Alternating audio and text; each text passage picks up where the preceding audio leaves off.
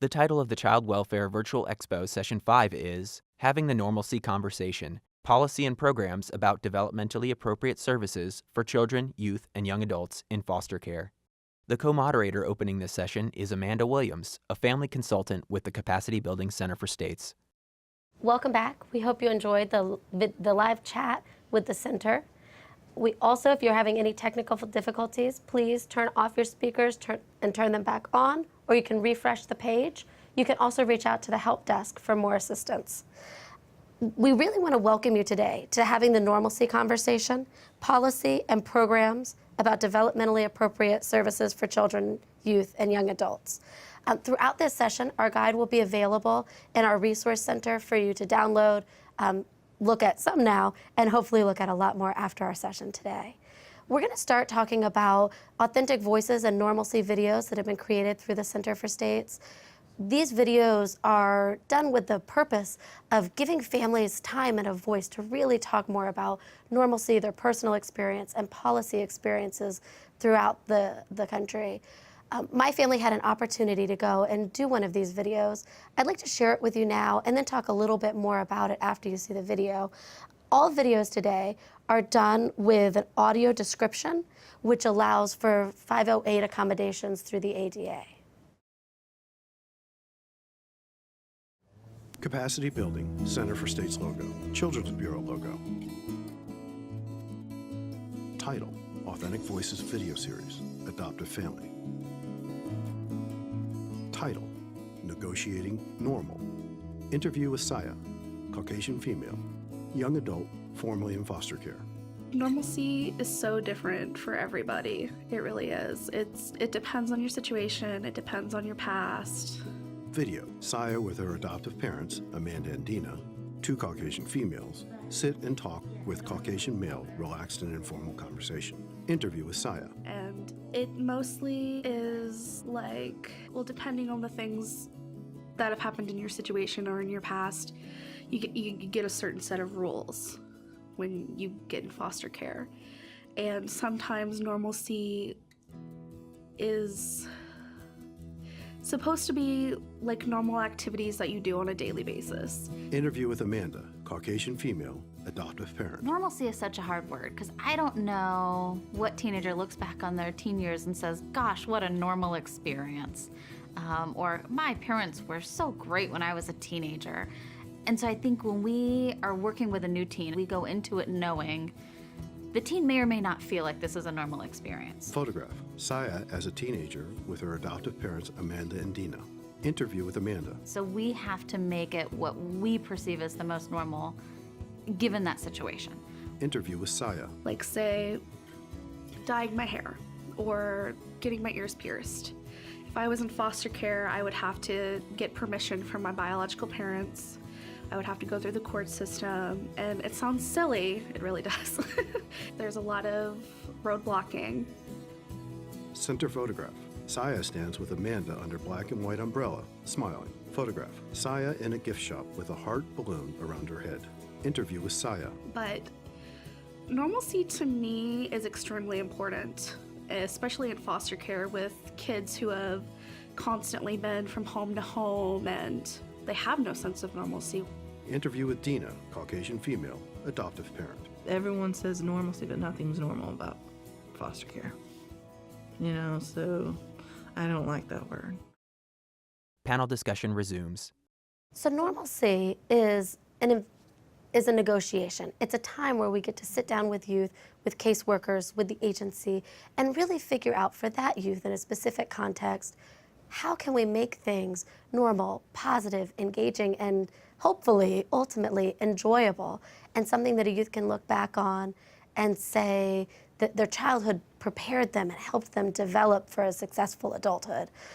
I think that it is a major culture shift and something that if it's not done correctly and not done pervasively for a long time throughout our careers and our lives in child welfare, it doesn't stick as well. So being aware that this is not just a one-day conversation, it's not something that we can put a policy or a law around and it fixes everything, but that it is a long-time investment in our youth and our culture and in child welfare in general.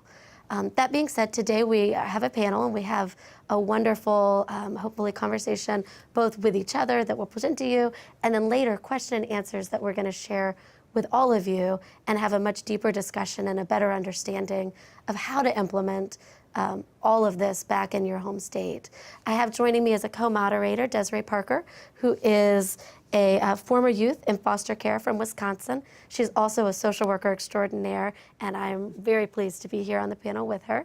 We also have Karen McGormley from Ohio Department of Job and Family Services, and then Jenny Pekempner from the Juvenile Law Center. And I wanted to give you, Karen, just a minute or two to introduce yourself and say a little bit about your background. Yeah, thanks, Amanda. I've actually been in child welfare now for just over 22 years. Most of those years have been spent at a county child welfare organization where I was an ongoing social worker, an adoption social worker, and then also did some supervision in adoption. About 3 years ago, I moved to our state office in Ohio. And just to give people some background, Ohio is a county administered, state supervised state. And so at the state level, I now am a supervisor over substitute care and permanency policy. Thank you. Jenny, a little bit about yourself. Sure. I work at the Juvenile Law Center. We're located in Philadelphia. We're the oldest legal advocacy organization working on behalf of kids in the juvenile justice and child welfare system. We work in Philadelphia, Pennsylvania, and nationally on policy reform. I've been there for about 15 years, and my focus for that whole time has really been on older youth policies, improving outcomes for them in both systems. Great, thank you so much. Karen, can you discuss a little bit about the importance of normalcy and what kind of led to this law, this implementation, and of course this resource guide? Right. Yeah, well, normalcy is important because we're learning that as we're giving children and youth the opportunity to participate in activities, that we're actually providing them with vital tools that they need in order to prepare for adulthood.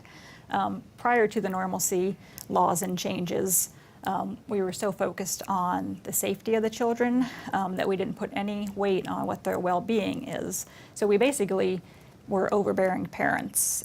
Decisions were being made because of fear of liability issues. Can you give a specific example from Ohio? Sometimes that helps, really seeing something that's happened. Right, yeah, and I actually have a friend that works at a county child welfare agency in Ohio.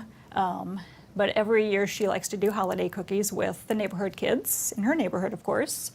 And so this past year, you know, she was getting all the neighborhoods together, making the calls, and some of the kids happened to be foster children with her own agency. But before she could allow those children to come over to bake cookies, she had to go in and get fingerprinted. She had to have somebody come out and do a walkthrough of her home to make sure that she was okay to be around these children, even though, of course, she was already okay and had been vetted as an employee for that agency. So Karen, with this topic of normalcy, why does this matter for youth and children in care? That's a great question, Desiree. It's really, studies have shown that real life experiences are essential for youth, especially adolescents. It helps in brain development. It combats a lot of the trauma that they've experienced, and it also builds social capital for them.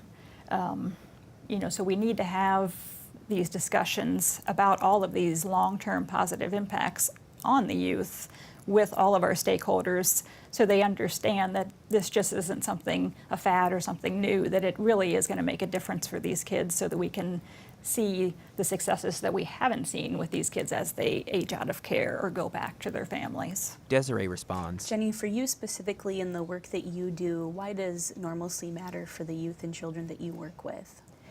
I mean, it's so important. As a value in itself, I think it's important. A lot of youth leading up to this legislation really talked about feeling different and having different treatment than their peers.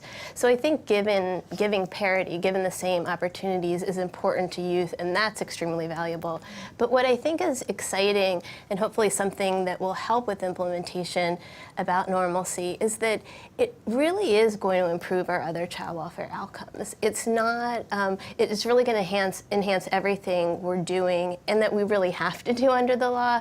So thinking about participation in activities activities like sports, like debate club, volunteering. Karen mentioned the skills you develop that are valuable as you transition to adulthood, that put you in a position to build your resume, get a job. Those kinds of things are concretely valuable. We need to do transition planning.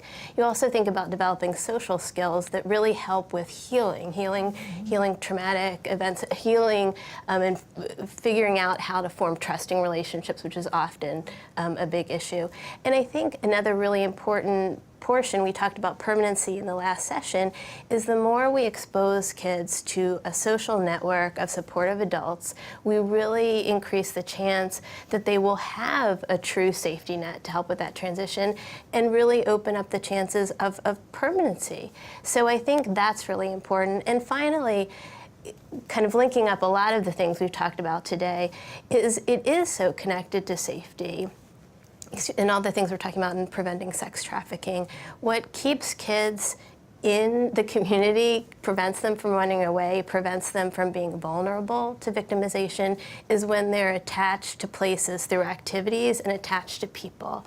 Many of us have heard Jennifer Rodriguez from the Youth Law Center speak, and she really compellingly talks about activities. Debate was one of the things that she did as giving you roots but also wings. It helps you see to the future, but it does attach you and make you want to stay and have things to care about. So I think it is helpful when you're introducing this new, really, it's a mandate, really helping people understand this is something, as Karen said, that's new, yet it builds on everything you're doing and should be enhance the quality and your ability to achieve the goals you have. Thank you for that information. Amanda responds. Karen, I want to shift a little bit and talk about stakeholders. We all know stakeholders are important and really are key to everything we do. Right. How do we get stakeholders on board, and specifically in Ohio, and how do you keep them on board for something like this that is such a long-term implementation? Karen. Right. So when all these changes started coming about, and again, Ohio's law and the federal law, we felt in Ohio we needed to see where we were at. So what type of activities were kids allowed to do? So we, along with some of our stakeholders, created a survey that we put out to our county child welfare agencies as well as our private residential and foster care agencies. And that was, really insightful to see that they didn't always see eye to eye, the different stakeholders that we had. So we had to tackle that issue first. And what I would advise other states to do is also consider including maybe youth and foster parents in getting those surveys completed to get a real good feel of where you're at. We also started the process of, with our training department, developing a training for foster parents because that was something new with the federal law.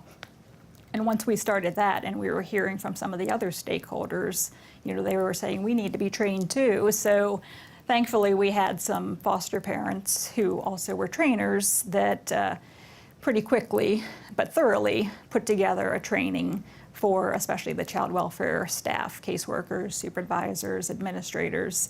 And so during those trainings, they actually at times were meeting together and going over real life scenarios on implementing the reasonable and prudent parent standard and how it would look like for each individual child based on their needs.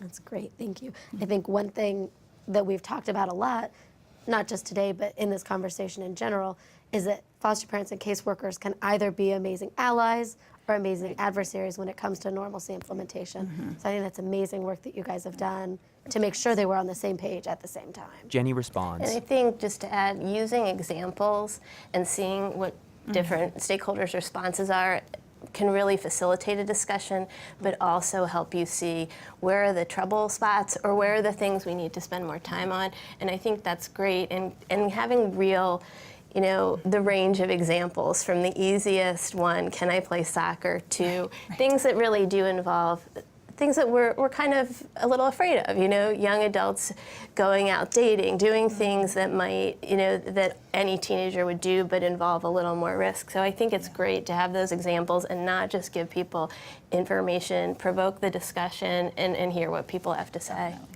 Desiree responds. So Karen, we heard a little bit about how you discovered who your stakeholders were. Can you tell us more about how you had those stakeholders actually buy into this process and idea of normalcy? Right. Yeah, well, we actually just tried to keep normalcy and the reasonable prudent parent standard in the forefront. We were writing articles for any publication we could. A lot of stakeholders were really interested in what are these changes, what can you tell us so that we can be successful in this. So they were inviting us to their meetings. If they weren't, we actually were reaching out to them and kind of inviting ourselves to their meetings. We also, tried to give clear guidance, especially with regards to a lot of myths that were out there in Ohio about haircuts for children, or that everybody that was near a child had to have a background check, and just give them solid information.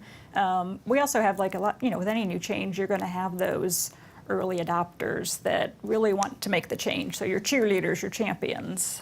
So we partnered with them to also get the word out. And then finally, another thing we did was we have a really strong youth advisory board in Ohio. And so they went around statewide and, were telling their story and telling why it's important. And of course, anytime you have a youth or a former, foster youth in care, telling their story, those real life experiences are really impactful, and those are going to get people on board when they say this is a real person and this is how they were affected by not being able to do some of these things.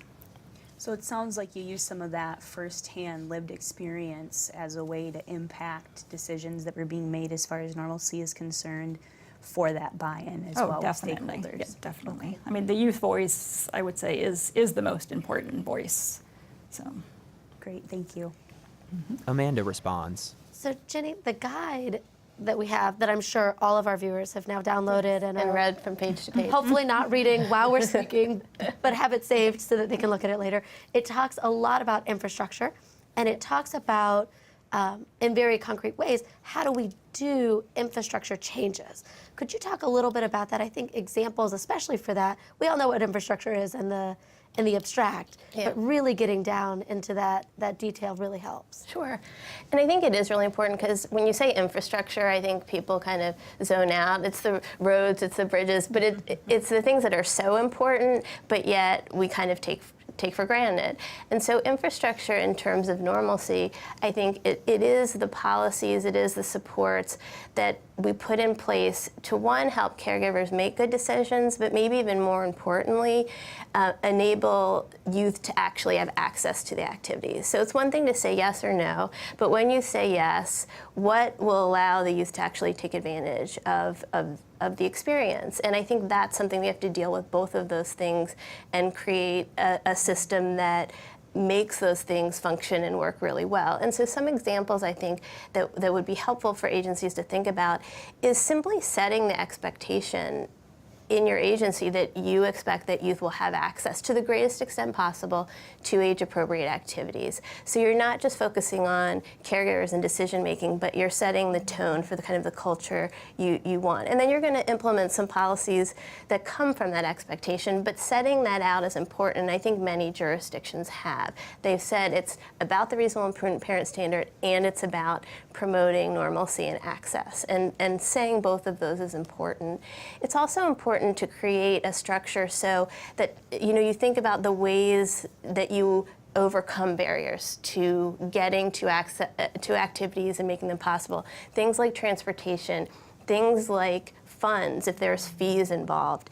And I think we really want to think through that because there are costs involved in making opportunities possible, but there's also work we can do to make that cost more feasible for the agency, for caregivers, for youth. But we need to think it through and have a system in place so that it's not an ad hoc, can you do this? And then it takes us a couple weeks to figure out, do we have funds for those kinds of things? So those are the types of examples of what is the infrastructure that would be in place. So once someone makes a good decision, we really can support making sure we can follow through with that. Desiree responds. Karen, in terms of infrastructure, as far as caseworkers are concerned, how do we create an environment that really makes participating in that normalcy possible for caseworkers who are often overworked and feel underpaid? Right. Well, and I think one thing, again, having that training, which initially we didn't realize that, and so they had to bring that to our attention to say, we need this, we need to train, we need to understand what it is and what our role is. And of course, caseworkers, they're the one stakeholder that kind of connect to all of the other stakeholders. You know, they're going out and seeing the child, they're going to their school, they're talking to the foster parent, they're also reporting out to the guardian ad litem or CASA and the judge at court hearings. And they're also the child's advocate at their own agency if there is a barrier there with regards to normalcy. So they play an integral part in this. One thing that we did in Ohio to make sure we kept it on the mind of the caseworkers is we changed our visitation rules. And so we made normalcy a required topic at each monthly visit, that they need to have that conversation with the foster parents to see, you know, what's going on with regards to normalcy, but also with the foster youth, as long as they're, you know, age or developmentally appropriate for that, to ensure that, again, that this isn't just something that's going to pass in the night, but it's going to be ingrained, and this is a change that we're going to make. Jenny, do you have additional comments? Sure. I think visitation is an excellent place and a very fitting place to build the normalcy conversation with youth and caregivers into the structure, because visitation is a requirement. It's something we're very familiar with. So as much of the implementation that we can do building on familiar practices and structures, I think that's going to help make it a regular thing. And so one of the tools that we've seen that we can make available to the audience, the Kansas Youth Advisory Council did a visitation tool several years ago, way before the normalcy provisions, and they did it to really improve the quality of visits between caseworkers and older youth. So it's a form, a template that can guide that visitation. What we did was did some minor revisions with their permission to add some of the normalcy inquiry. It's not perfect, and we'd love to get people's input on it, but I think it provides a nice tool that can really help structure your visitation so you make sure you have those normalcy conversations. The other thing that I think that's important about building it into visitation is that a lot of youth really do tell us that a lot of their contact with their caseworkers is really talking about court, it's talking about problems, what's going wrong, and they really want the caseworker to know them and their interests. And I think, you know, prompting the discussion about normalcy, what do you like to do, what do you enjoy? If you get the answer, which I think you might get from some teenagers, I don't know, I don't care, you know, you can have that, you're gonna push forward, you're gonna find something, you know? But I think that you really can use that to form that trusting relationship, to know that they don't just think about you as a case going to court, they wanna know about your interests. And I think another area for kind of discussion in terms of bringing up the normalcy conversation and embedding it would be case planning, similar to the visitation. And so I think that what can be really helpful is amending some of our case plan forms and how we do case planning to make sure we have room for goals in terms of access to activities, and then that we have some steps for making those things possible. Do we need rides?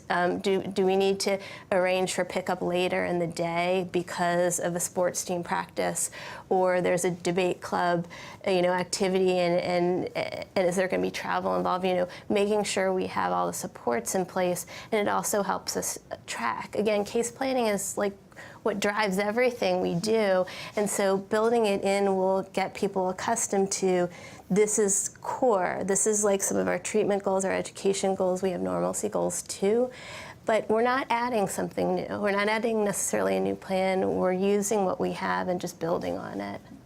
So I've heard you talk a lot about normalcy and youth being a part of that normalcy process. Mm-hmm. As far as infrastructure is concerned, can you give us some examples of how the youth voice can really be heard within that core process? Sure, and we're lucky because we've got a lot of examples throughout the day, which is really exciting. I mean, the first is, you know, including youth. We're all in our states having these stakeholder meetings, building policy to implement the Strengthening Families Act. We need to include youth. And what was such a great example from Judge Romero earlier was saying, okay, if we're going to include youth, we're not just going to invite them to a meeting we've already scheduled and set the agenda for.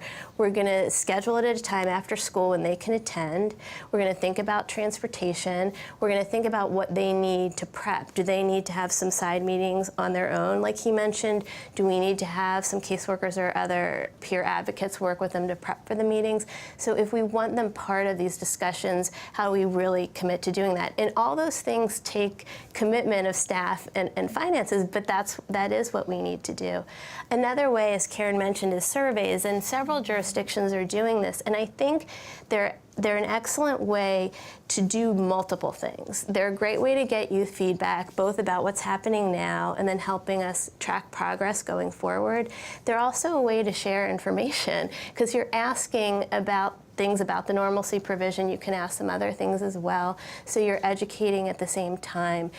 We have access to, Karen, you have your survey. We have several other jurisdictions, Tennessee, Iowa. I think there's several others who I think are very open to sharing those surveys. And most of them, Nebraska as well, did youth, but also some did caregivers and caseworkers as well. So you can do it for a lot of different ways, but particularly for youth, it is a great way. And at this point, they're very familiar with getting surveys, pop-up surveys, and also, you know, a lot of the surveys we have as templates are short and I think manageable.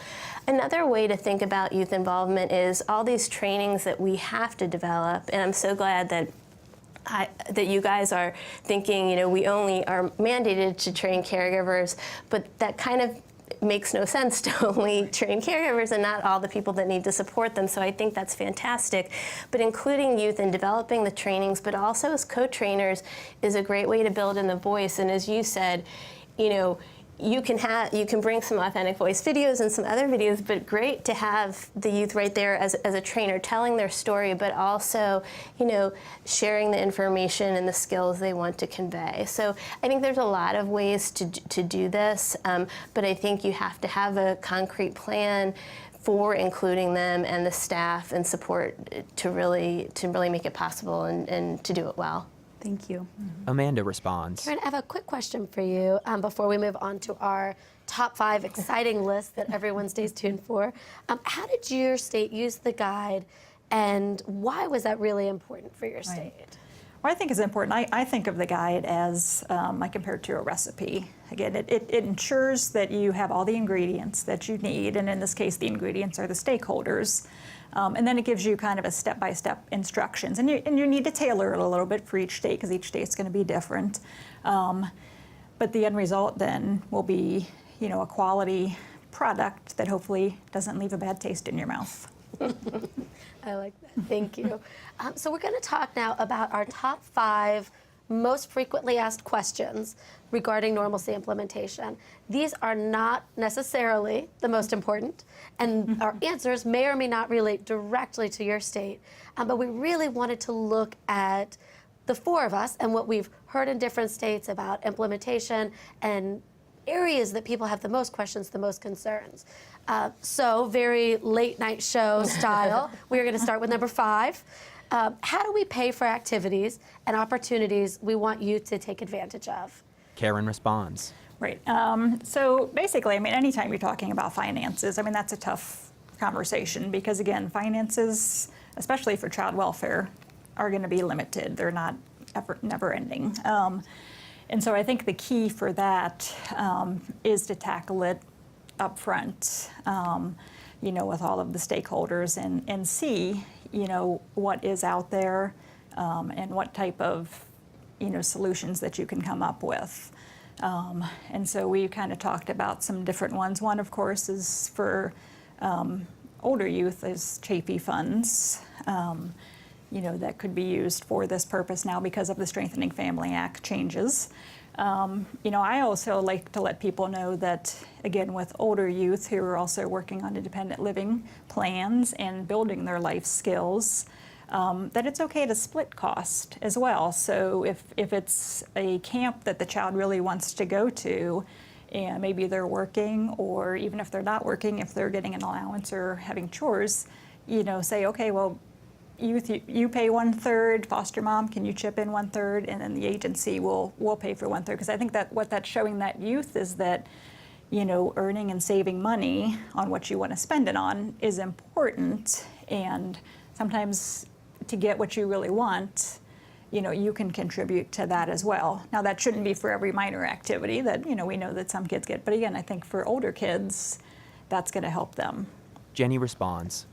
And I think, you know, a lot of states do have policies and currently are doing this. They have ways either to build the cost into the rate, the cost of care, or they have procedures of how you could request funds. I think what states need to do at this point is really take that to scale and also let people know, you know, that it's not a secret fund that you tap into, that you really think about it, you know, letting people know about it, the procedures for accessing it.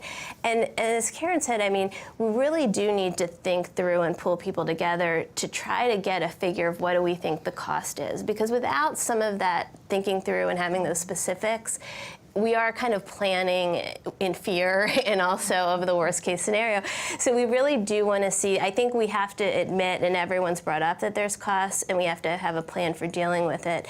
And I think that what is really helpful, and as Karen mentioned, bringing together stakeholders, is thinking about other stakeholders, ones that we're probably using already, but more on an ad hoc basis. So bringing together stakeholders like the YMCA, the Rotary clubs, even establishing memorandums of understanding to say, you know, YMCA, will you provide a certain amount of memberships per year that youth in foster care can use? Seeing if the Rotary Club will agree that each year they'll pay for fees in certain areas, maybe they're interested in sports. I think what's important and what we're really required to do at this point to make this work, to build the infrastructure, is we can't have it be ad hoc. We have to have a system, either memorandums of understanding or whatever it is that's solid enough, so when that call comes in, how are we going to problem solve this? It's not going to take 2 months, 3 months to figure it out, that we have a way of, well, this is how we deal with sports fees, this is how we deal with travel, and that we have a system set up. And I think we have a lot of really talented people in our child welfare agencies that do this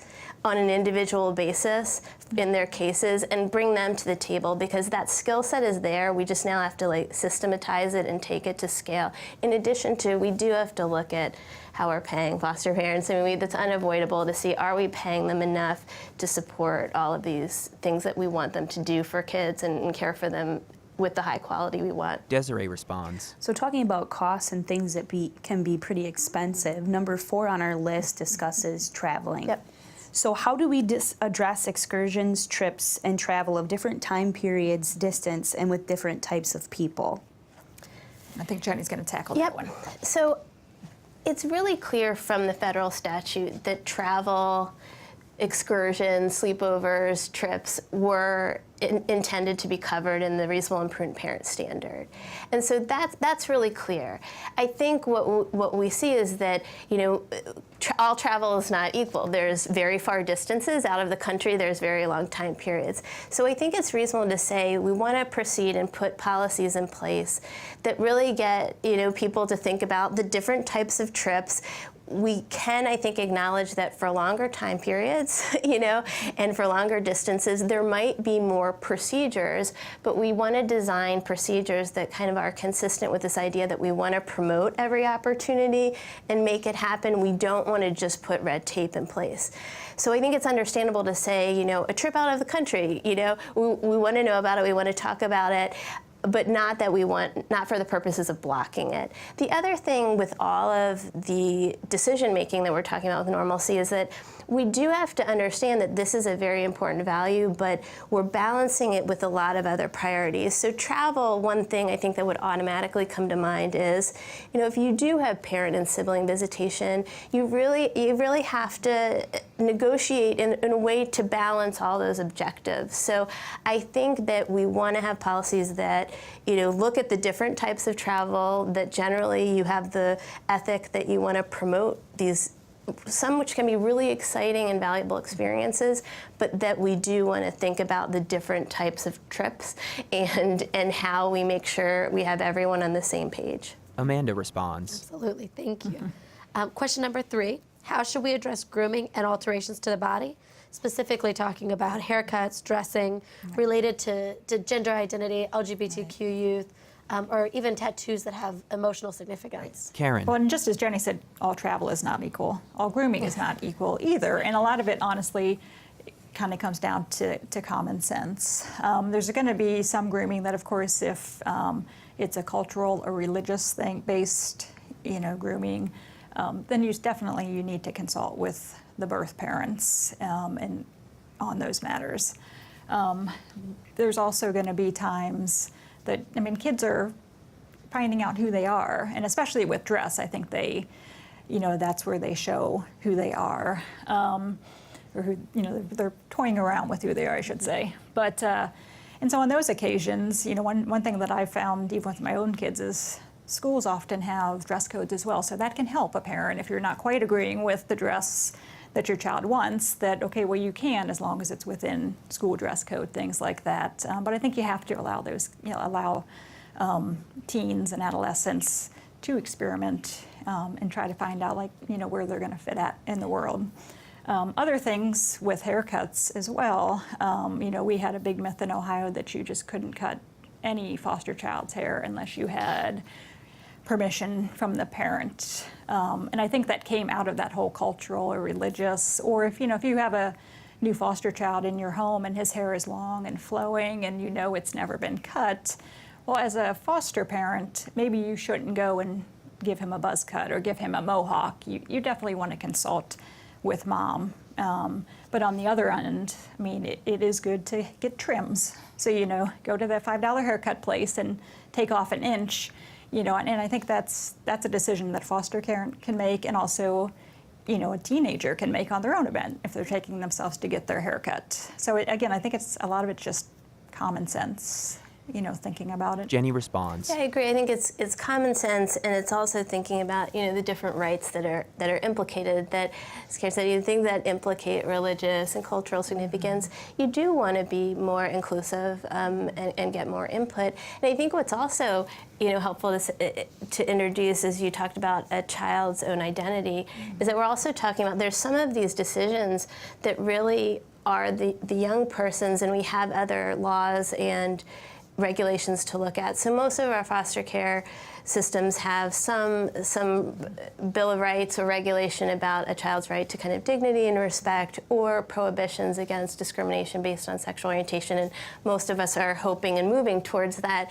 But so dressing and asserting your identity, sometimes the conversation isn't does the parent or the child the parent or the foster parent get to make the decision, but does the child.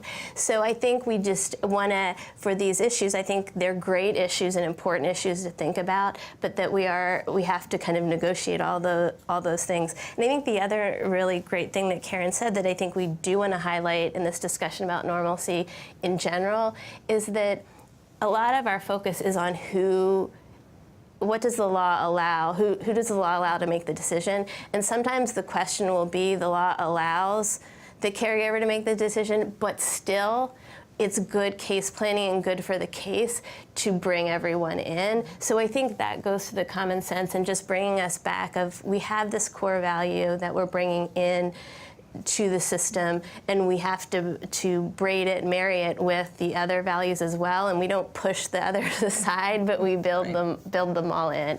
And then that big topic of tattooing and piercing that we all get, it's really actually a fairly easy answer that most states, I didn't do a 50-state survey, but most states do have laws on piercing, body piercing. Not all states cover piercing of your ears.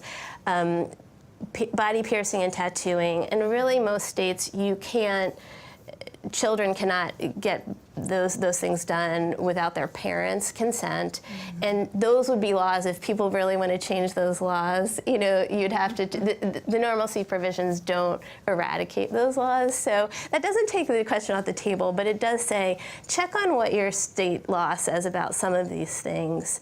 And that just might help give you some guidance. Desiree responds. So number 2 on our top 5 list addresses weapons, and I know that being from Wisconsin, a lot of times we get questions about hunting. So specifically for your states or information that you know about from around the country, how would you address this discussion of weapons and youth in care using weapons? Jenny. So I get the piercings and the weapons. Yes, we got that. My expertise. So weapons for recreational use, the examples you give of hunting and other things, they are part of that reasonable and prudent parent standard of the types of decisions that a caregiver can make. I think, again, where you want to start with is, does your state have any laws about access to any safety requirements, anything you need to know? Some do, some don't, and you need to follow those, and you could only give permission if you were, following all those dictates. But then I think it is just another activity that you have to take the same kind of, factoring in both the young person's, readiness, ability, how much practice they have, and then what kind of safety precautions you have built in, whether it's equipment, supervision, those sorts of things. So it is a hot topic or a potentially controversial topic, but it is, I think you put it in that same framework. I mean, any weapon has some potential safety threats that are heightened, and so that's part of your, I think, consideration and calculation. But I think, again, states need to start with, do we have any rules and regulations that we need to make sure people are aware of? Many know, because like you said, certain states, probably all of our states, there's different jurisdictions where there is more sport that's related to hunting and things like that, so they know, but that's where I would always start. What does our law say about how children can participate in these activities?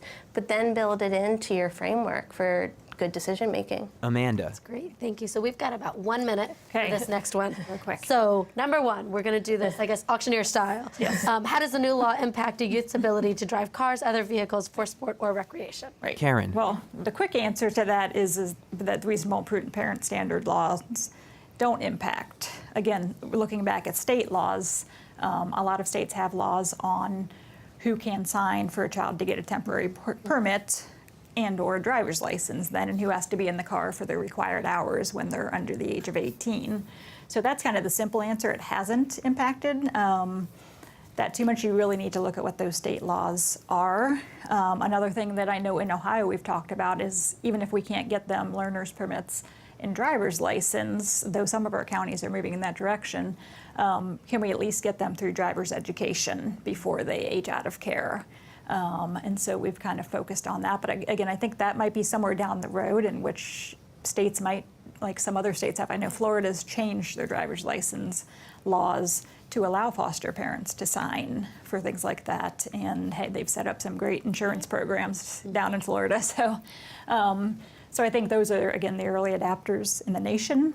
But for a lot of the other states, I think that's a down the road kind of thing to work on as they get better and better in implementing normalcy and reasonable and prudent parent in their state. Desiree responds.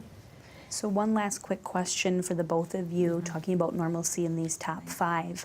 How would you ensure normalcy for youth of all ages, whether it's an 18-year-old or a six-year-old? Right. Karen. Yeah, well, and I think regardless of age, the important thing with normalcy and the reasonable prudent parent is that it has to be tailored to the individual child or youth. So for younger kids, a lot of the activities that they're going to be involved in are going to help them build socialization skills and some early relationship skills. So a lot of those, though, are still going to have direct adult supervision, whether it's the foster caregiver or another adult, like a coach, things like that. So you're talking about sports teams, karate, Boy Scouts, Girl Scouts, or even, play dates. And again, for older youth, as we've talked about, they're building life skills and learning how to build trusting relationships and part of it is risk-taking for those older youth, and that's why, letting them have some time alone and going to the mall with their friends, or to an overnight at a friend's house, or even to the Washington, D.C. trip or whatever with the 8th graders. I think that's more vital for them as they, start getting prepared for adulthood. Thank you. So now we have the opportunity to watch an authentic voice video from a former foster youth. This video is also compliant with ADA standards. Capacity Building, Center for State's logo. Children's Bureau logo. Title, Authentic Voices Video Series. Young adult, formerly in foster care. I went into the system with my 2 older brothers and then one of my younger sisters, who's only a year younger than me. Title, This Is My Family, Where I Call Home. Interview with Desiree, Caucasian female, formerly in foster care. So growing up in that system, you understand the negatives, the positives, and then aging out of that system, you want to make a difference for those that are younger than you. I also had a foster family that really believed in me, and I lived there for 14 years. And that's very unheard of in the foster care system as well. To have that ability to say, hey, this is my family and this is where I call home, and I know that I'm going to be sleeping here tonight, and I know that I'm going to sleep here in 6 months from now and 3 years from now. Photograph, Desiree in graduation cap and gown. And I know that when I graduate from high school, I'm going to have a graduation party. Interview with Desiree. And I don't have to worry about somebody putting my clothing in a garbage bag and saying, hey, you're 18 now, you got to figure out where you're going. Graphic. Research shows that developmental relationships in young people's lives are important. The number and intensity of developmental relationships in young people's lives is linked to a range of positive educational outcomes. Relationships with caring adults and peers can increase student engagement and improve academic motivation. Citation, Search Institute website, 2016. Interview with Desiree. A forever family to me is a family that you can call at any time and they pick up the phone in the middle of the night and they're there for you. Photograph, Desiree with family sitting side by side in a field. Normalcy for me was not having to tell my story. Interview with Desiree. When I was in high school, I remember being petrified of telling people that I was in care, because I'd grown up in that same home for so long that they just thought that I lived there and that's how my life was.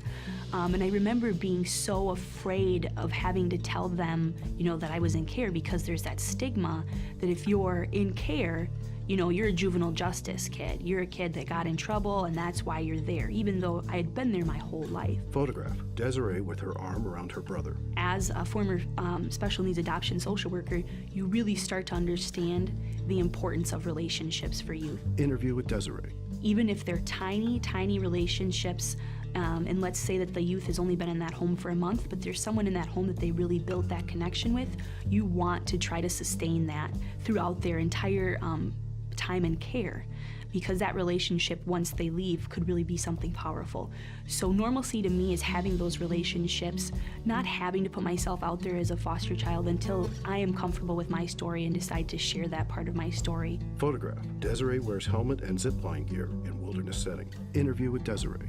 Having a place to call home and people to go home to for holidays, Christmas, Thanksgiving, people to move me into a dorm, people to call in the middle of the night when I have a question about something and I have no clue what I'm doing. Photograph, Desiree stands at scenic overlook with ocean and islands behind her. Interview with Desiree. So I think to facilitate normalcy within relationships, within the child welfare system, we really need to do a better job of training our foster parents. A lot of times foster parents that come in expecting to work with an older population don't understand all of the challenges and ways to treat that population normally. So if you have other youth that are in your home, let's say they're 10 years old and then you have a 16-year-old, what's normal for that 10-year-old might not be normal for that 16-year-old. Desiree and friends sit and talk around picnic table. Interview with Desiree. When you go in as a foster parent, saying you're going to work with older youth and you have that in-depth training, you know what you're in for. You know the struggles. You're willing to build that stronger relationship too. Capacity Building, Center for State's logo. Children's Bureau logo. Fade to black.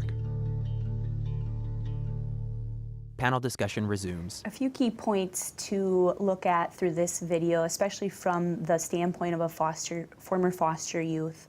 first of all, is to realize that normalcy is different for every foster youth and for every family. And looking at foster youth as that normalcy being different, as we talked about before, whether you're 16 or whether you're 8, and making sure that that normalcy is in place. If you're 16, you can go to a sleepover. If you're 8, you probably can't go to sleepover unless there's some type of supervision there. Also, for me, particularly in the video, normalcy for me was not telling people about my story and really being able to own my story as my own and not having to just share that with anyone just because I was a former foster youth and I had a good story to tell. It's important to remember that one size does not fit all for all foster youth. Amanda responds. Thank you so much, Desiree. I think I've had the opportunity to work with you a couple different times and to watch your video, and I think it is so inspirational at so many levels and really helps me be a better foster parent and child welfare worker. So I hope that everyone else in the audience enjoyed it as well. We're now going to transition over to our question and answer time. You are able to ask your questions in our chat box, or more preferably the question and answer box that's located in your chat room. I wanted to ask, as we start to get some questions in, Jenny, could you just talk for a quick second about driver's licenses? It's not really talked about in the law itself, so why are we still talking about it, and what can we do to change the message? Yeah, I think Karen's absolutely right. The law doesn't directly affect it, but we all are getting that question of, does this change things? And it doesn't, but what it does is it highlights a persistent problem. It's just that we need to have strategies to address those barriers. As Karen mentioned, barriers like, what does the law say about who can give permission? What are some of the structures around insurance coverage that make it harder for young people to get insurance or get on policies either of caregivers, or if they don't have a caregiver, how do they as minors get insurance? So I really do think it's a next step for people, but many jurisdictions are right now using the momentum of the focus on the normalcy conversation to push some reforms. And I think it is a good opportunity, because when you have these conversations with youth about what are some of those milestones, what do you think of as adolescence, those rites of passages, this is one of those things. So Karen mentioned Florida, their program is called Keys to Independence, which is a great name. But they're really open to talking with other states, because they really have a comprehensive law that talks about permission, talks about getting time on the road and what are the barriers to that, and also deals with insurance and insurance costs and contracting. So they really looked at the range of barriers. And so I think, as advocates, we want to leverage the focus on normalcy and push, because for many kids, a license isn't just about, it's fun, but in many parts of our country, it's about getting to school and getting to jobs, so it's a transition to adulthood thing. So definitely, if people are very interested in that, I think the Keys to Independence program is a great place to start for a model statute, and also talking with them about how they did it. Absolutely. Thanks. Desiree responds. So our first poll question today is, how likely would you be to use, Excuse me. This is for Karen. Karen, so we have a question for you. Were birth parents involved in the early process of shifting culture and climate around supporting normalcy for foster children since they had implemented?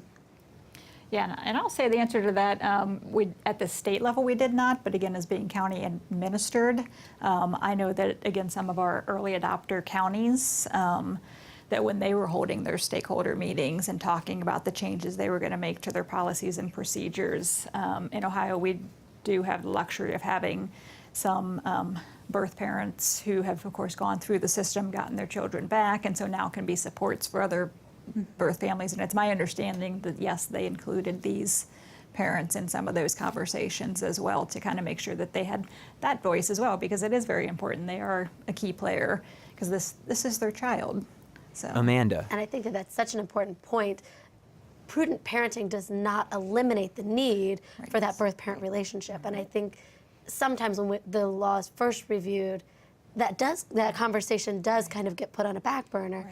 But as states get more and more into that conversation and looking at how do we really implement, if birth parents had been at the table to begin with, it could have changed that initial conversation. Yeah. I think that's a great point. Jenny. And I think the other thing to remember is, when we get really deep in implementation and get really in the weeds, it is always important to come back to why we're doing this. And it is for the young person, it is to get to those permanency, well-being, and safety outcomes.